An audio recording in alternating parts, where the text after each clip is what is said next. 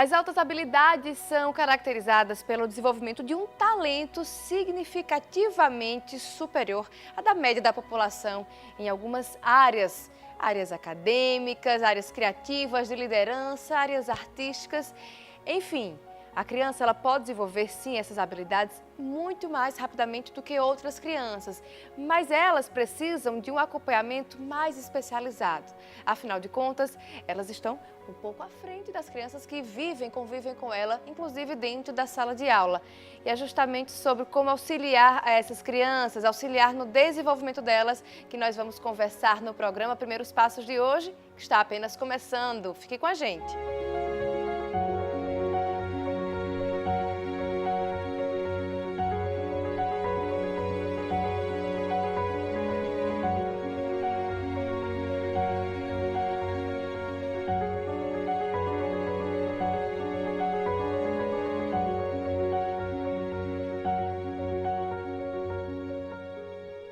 É preciso sensibilidade por parte dos pais para lidar, com as altas habilidades dos filhos.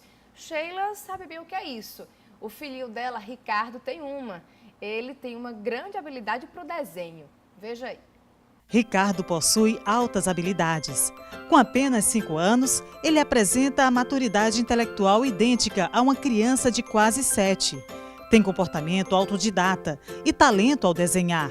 Aí sim, estar sempre atento aos detalhes de cada desenho. Se dedico muito. Tenho que cuidar para não borrar. Pinto de preto com grafite, senão se acabar o preto. E eu fico pintando. Aqui. Para muita gente, a infância não é a fase ideal para pensar no futuro. Mas Ricardo desafia essa regra. Ele tem planos de cientista. Você inventou. Para que você inventou? Para construir máquina do tempo, paraquedas, essas coisas. A mãe de Ricardo não duvida da capacidade dele, que desde cedo na escola mostrou facilidade em aprender os conteúdos, além de demonstrar altas habilidades com desenho. Com 2 anos e meio, 3 anos, ele já só fazia desenhar, né? E com o tempo, a psicóloga da escola foi chamando para conversar sobre isso. E assim, eu deixei ele bem à vontade. Posteriormente, minha cunhada me indicou, a FUNAD para eu poder fazer um acompanhamento, para eu poder entender. E daí, então, os desenhos dele só foram melhorando e não para. É sempre ficando mais... E assim, a vontade dele, ele passa horas desenhando em casa. Ele só gosta de desenhar, ele brinca, tem as brincadeiras normal de criança, mas o foco dele é o desenho. Sheila reconhece a importância de estimular o filho a desenvolver os talentos dele e incentiva outras mães a buscar ajuda de um serviço especializado capaz de orientar a família e a escola sobre como lidar com as crianças com altas habilidades e superdotação. Ele é bastante perfeccionista, Assim, tudo que ele começa, ele termina. Ele não é aquela criança que começa e deixa para lá. O desenho que ele começa, ele tem que terminar. Se faltar algum detalhe, ele tem que fazer, certo? E assim, para as mães é procurar um apoio. Eu procurei, Eu vim até a FUNAD e procurei esse apoio para eles poderem me orientar. Porque até então, para mim, era só um desenho bonito, não é isso? Mas, graças a Deus, eu achei a FUNAD e eles estão me auxiliando muito bem.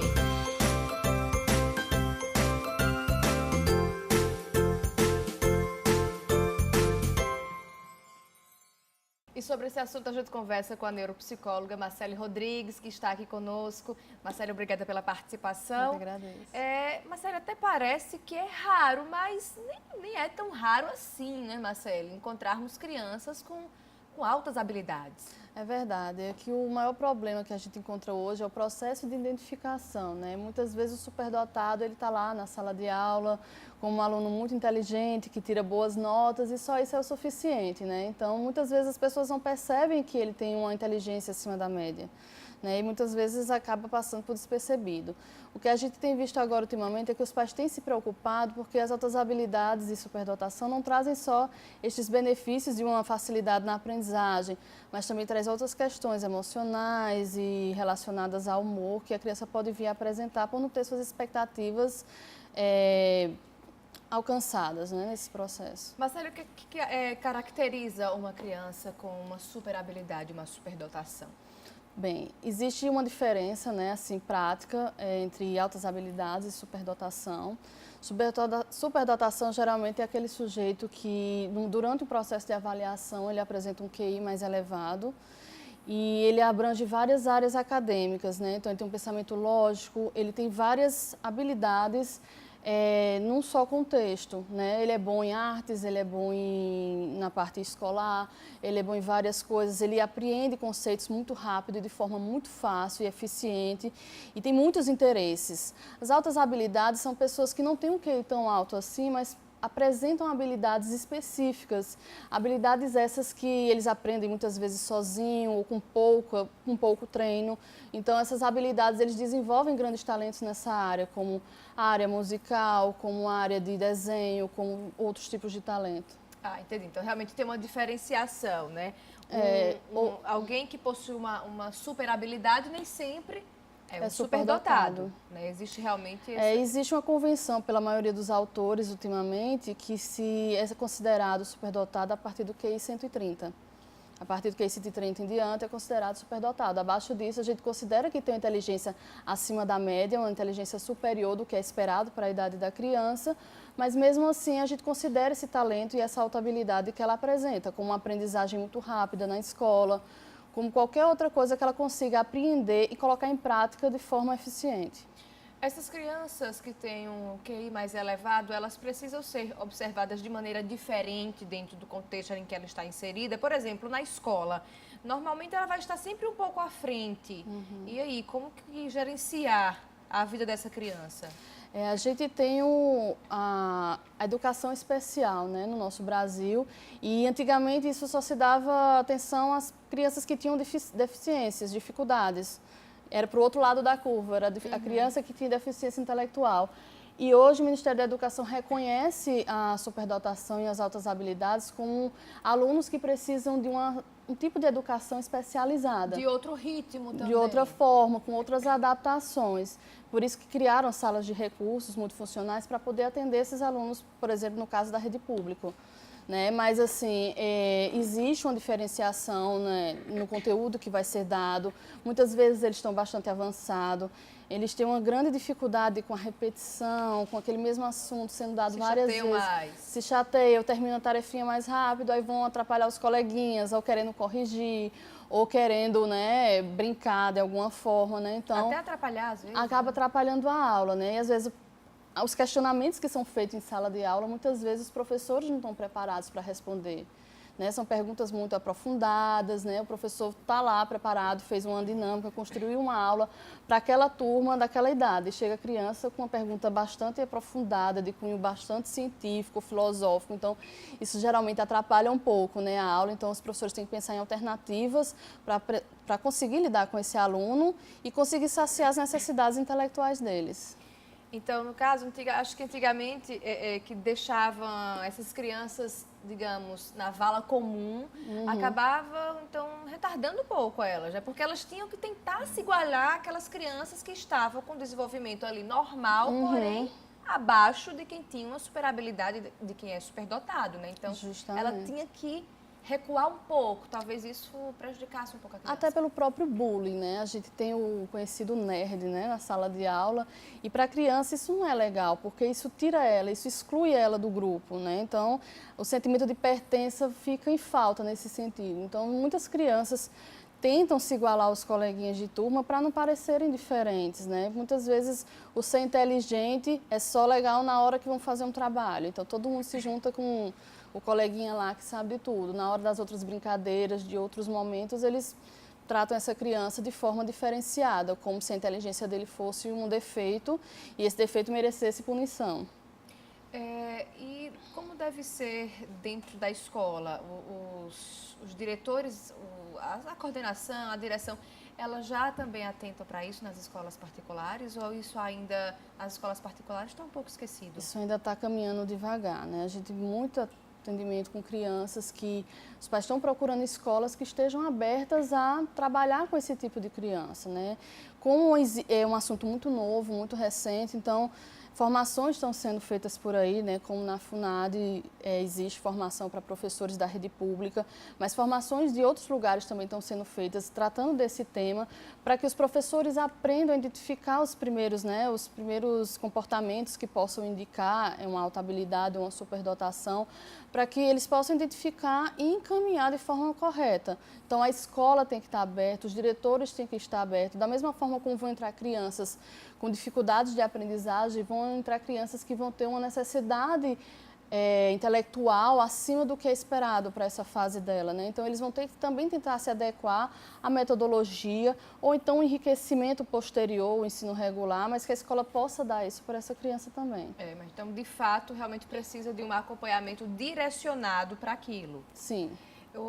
Marcele, a alta habilidade, quando ela é estimulada desde cedo, pode ser potencializada ainda mais, né? Sim, sim. Precisa de estimulação, né, nesse sentido, e de acordo com o que a criança gosta. Não adianta eu hiperestimular meu filho porque ele é precoce, porque desde novinho ele aprendeu a ler muito rápido, ele aprendeu a ter ideias e conceitos que são muito precoces para a idade dele, mas eu tenho que fazer atividades para ele, colocar coisas para ele que sejam também do interesse dele, né? Quanto mais for do interesse dele, mais ele vai desenvolvendo essa habilidade. Tem que ser divertido, então para eles, na maioria das vezes, é divertido. Né? Então eles gostam muito dessa questão, eles gostam muito de descobrir coisas novas, de serem desafiados, de buscarem atividades que sejam realmente difíceis, né? Eles preferem o difícil do que o fácil. Tem resistência à repetição, então tudo isso deve ser bem analisado, deve ser bem investido e ver qual é o nível de interesse da criança, qual é a área de interesse que ela tem.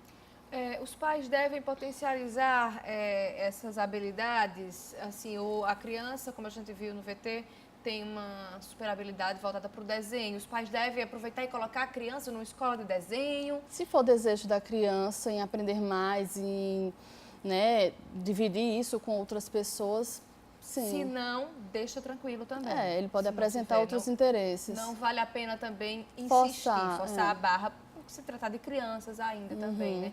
E às vezes, Marcelo, eu acho que os pais acabam, quando descobrem isso, muitos deles, lógico, ficam preocupados sem saber como lidar, porém também, assim, ficam orgulhosos, né? Seu filho tem uma super habilidade, uma predisposição muito boa para aprender determinada tarefa e acabam, talvez, criando uma certa ansiedade, né? Para querer que seu filho exploda logo, apareça logo, estoure logo, né? Vire uma celebridade na área. Alguns pais são bem vaidosos, né? E isso é um pouco ruim porque isso acaba crescendo a expectativa na criança de que ela tem que ser melhor do que ela já é, de que ela tem que suprir essa expectativa que os pais e as pessoas estão tendo em relação a ela. Então é importante que, lógico, dá aquele orgulho, né, do seu filho ter uma facilidade para a aprendizagem.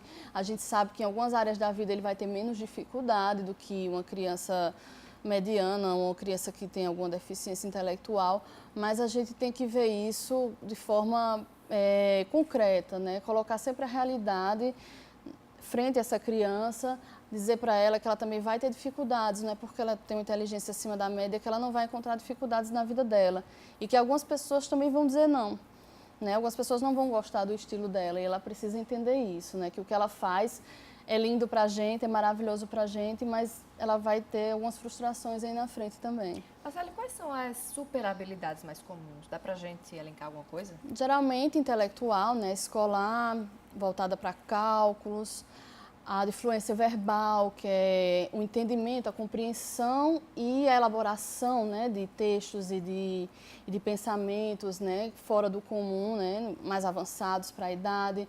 Tem na área musical crianças que desde novinhas já sabem tocar instrumentos e precisam de pouco treinamento para isso.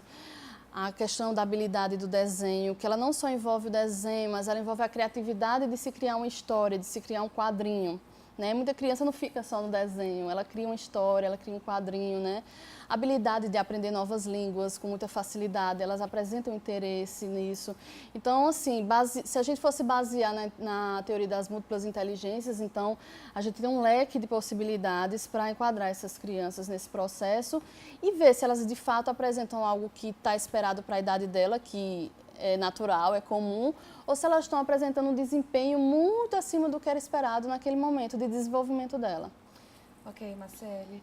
A gente vai a um rápido intervalo, mas olha, não sai daí não, que daqui a pouquinho vamos continuar falando sobre as altas habilidades. Vamos falar, inclusive, das emoções dessas crianças. Afinal de contas, são seres humanos, né? São seres humanos que precisam de atenção, precisam ali de carinho, de amor e precisam sempre ter cuidado, serem cuidados, bem cuidados, para que tudo no desenvolvimento dele ocorra de maneira correta. Então, até já já.